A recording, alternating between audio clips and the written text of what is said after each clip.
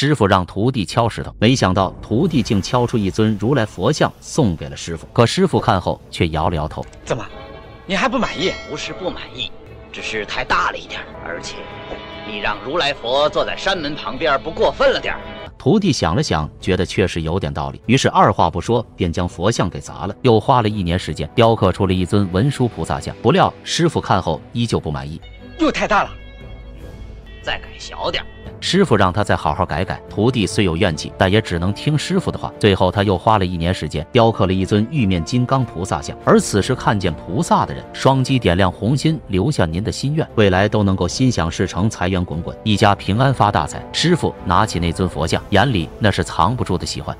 好极了，好一个玉面金刚！你想要的原来就是这个东西。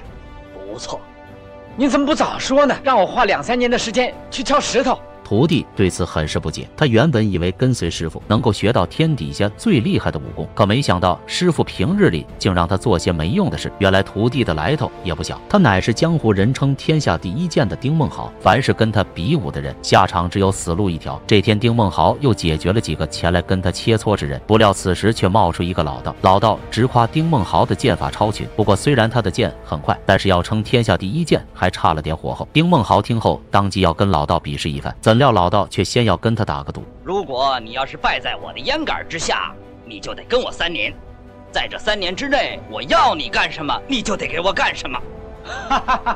丁梦豪听后当即答应，因为他认为自己的剑术无人能敌。怎料下一秒就被打脸了，老头仅用1招就将他打得屁滚尿流，招式之快让他都不曾看清。丁梦豪不服，还想继续，老道却制止了他：“你还打什么？你看看你的胸前。”丁梦豪低头一看，发现自己早已身受重伤，多亏老道使的不是刀剑，否则自己早就驾鹤西去了。无奈愿赌服输，丁梦豪只好跟着老道回到道观。可老道却不教他武功，每天只是让他打坐写经书，甚至还让他雕刻了3年的石头。看着手中的玉面佛像，师傅知道他已经没了当年的浮躁。恰好3年之期已到，丁梦豪如今可以下山去了。殊不知接下来他即将会掀起一场血雨腥风。